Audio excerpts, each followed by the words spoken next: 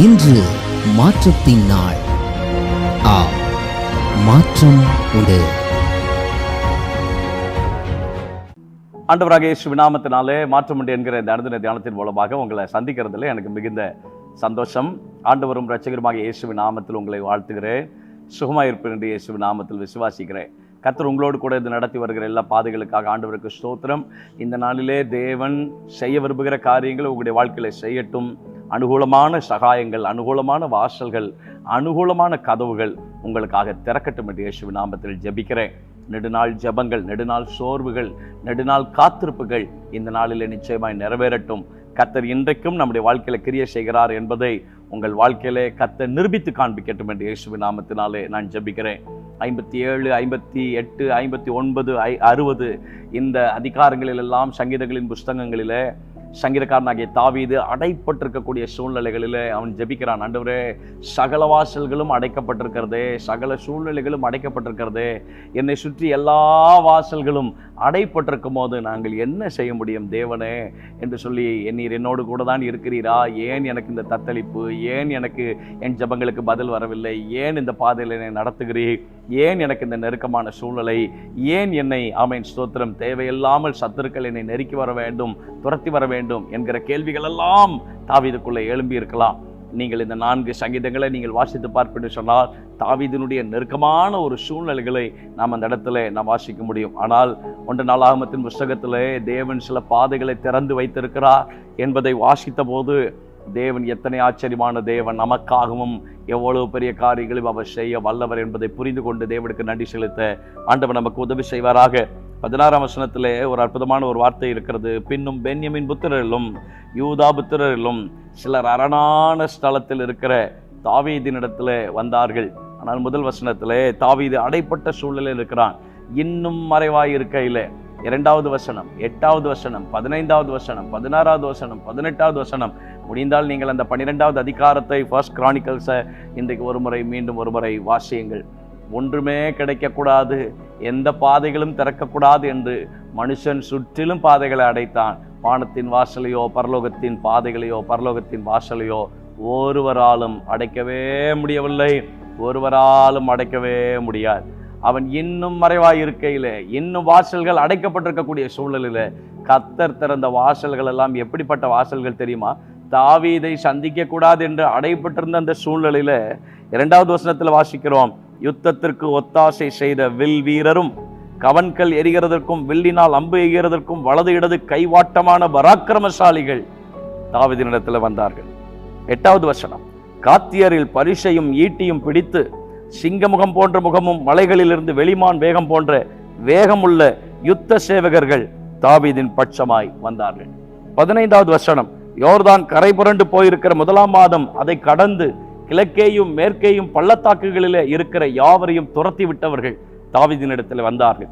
16ஆம் வசனம், எந்த குடும்பம் தாவீதுக்கு அகைன்ஸ்டா எழும்பினதோ அந்த குடும்பம் தாவீதினிடத்திலே வருவதற்கு ஆண்டவர் உதவி செய்தார். 18வது வசனம், அப்பொழுது அதிபதிகளுக்கு தலைவனான அமாசாயின் மேல் ஆவி இறங்குறதினால அவன், தாவீதே, நாங்கள் உம்முடையவர்கள், ஈசாயின் குமாரனே உமது பட்சமாய் இருப்போம், உமக்கு சமாதானம், உமக்கு உதவி செய்கிறவர்களுக்கு சமாதானம், உம்முடைய தேவன் உமக்கு துணை நிற்கிறார் என்று அவன் பட்சமாய் வந்து சேர்ந்தார்கள். 22ஆம் வசனத்தை நான் இப்படி முடிக்க விரும்புகிறேன்.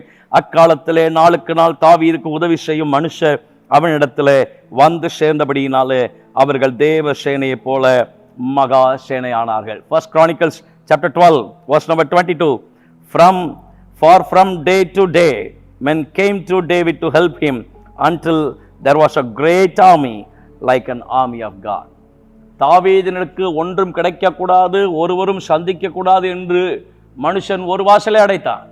கர்த்தர் திறந்த வாசல்கள் எல்லாம் யுத்த வீரர்களும் வில் வீரர்களும் சிங்கமுகம் போன்றவர்களும் படை தளபதிகளும் யாரெல்லாம் விரோதமாக எழுப்பினார்களோ அவர்களும், யோர்தான் கரை புரண்டு ஓடும்போது அதை தடுத்து யுத்தம் பண்ணின யுத்த சம்பத்தினரும் தாவீதினிடத்தில் வந்து சேர்வதற்கு கர்த்தர் திறந்த வாசல் எல்லாம் இருக்கிறதுல பெஸ்டான வாசலை கர்த்தர் திறந்தார்.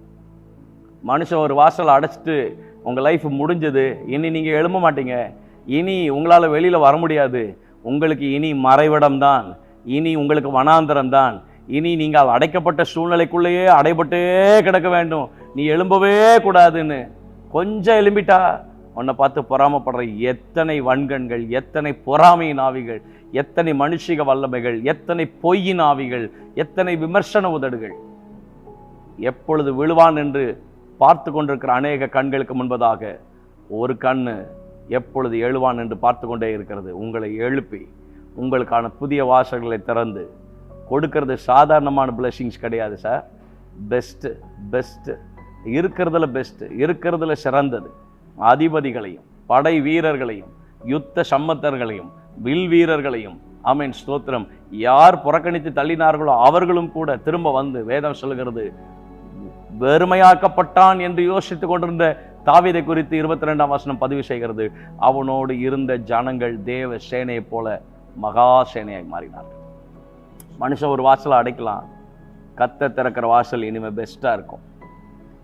என் வாழ்க்கையை முடிச்சிட்டான், என் வாழ்க்கை முடிஞ்சு போச்சு, இவன் வாழ்க்கையை முடிச்சிட்டோம், இவன் ஊழியத்தை முடிச்சிட்டோம், இவனுடைய தொழிலை முடிச்சிட்டோம், இவனுடைய வேலையில் நாம் பேட் நேம் கிரியேட் பண்ணி வச்சுட்டோம், இவனுக்கு கெட்ட பேரை ஏற்படுத்தி விட்டுட்டோம்.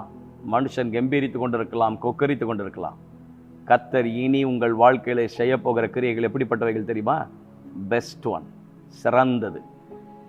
அடைபட்டு கிடக்க வேண்டும் என்று, கிடைக்க கூடாது என்று அடைபட்டிருக்கிற வாசல்களுக்கு நடுவில் எதிர்பாராத சகாயத்தை கர்த்தர் உங்களுக்கு கொடுத்து புதிய புதிய வாசல்களை திறந்து அதில் பெஸ்ட்டான நன்மைகளை உங்கள் கையில் கொண்டு வந்து சேர்ப்பதற்கு என் தேவன் உண்மையில் ஆண்டவர். இதை இன்றைக்கு உங்களுக்கு நான் தீர்க்க தரிசனமான வார்த்தையை உங்களுக்கு பதிவு செய்கிறேன். நிச்சயம் உங்கள் வாழ்க்கையில் இனி வரும் நாட்களில் காண்பதற்கு ஆண்டவர் அனுக்கிரகம் செய்வார். கர்த்தர் உங்களுக்கு திறக்கக்கூடிய வாசல்கள் எல்லாம் பெஸ்ட்டான டோர்ஸாக இருக்கும். நிச்சயமாய் தேவன் வானத்தின் வாசலை அடைக்க மாட்டார். நிச்சயமாய் தேவன் பரலோகத்தின் வாசலை அடைக்க மாட்டார். மனுஷன் நம்மை சுற்றி இருக்கிற எல்லா வாசல்களையும் அடைத்தாலும் கர்த்தருடைய வாசல் ஒரு நாளும் அடைபடாது. தேவன் திறந்த வாசலை வைத்திருக்கிறார். இயேசுவின் நாமத்தில் நம்முடைய பிள்ளைகளுக்காக ஜெபிக்கிறோம். கிருபை அதிகமாக நம்முடைய பிள்ளைகளோடு கூட இருந்து வழி நடத்தட்டும். மனுஷன் எங்களுக்கு விரோதமாய் ஒரு வாசலை அடைக்கலாம், கர்த்தர் புதிய வாசல்களை திறந்து புதிய பாதையில் நடத்துவதற்கு எங்கள் தேவனில் உண்மையுள்ள ஆண்டவர் என்பதை நாங்கள் அறிந்திருக்கிறோம். கிருபை அதிகமாய் அதிகமாய் அதிகமாய் அதிகமாய் அதிகமாய் நம்முடைய பிள்ளைகளை சூழ்ந்து கொள்ளட்டும். தேவ கிருபைக்குள்ளதாய் மறைத்து கொள்ளும். இயேசுவின் நாமத்தில் ஜெபிக்கிறோம் நல்ல பிதாவே, ஆமென். God bless you. கர்த்தர் உங்களோடு கூட இருந்து அற்புதமாய் ஆச்சரியமாய் உங்களை நடத்துவாராக. ஆமென்.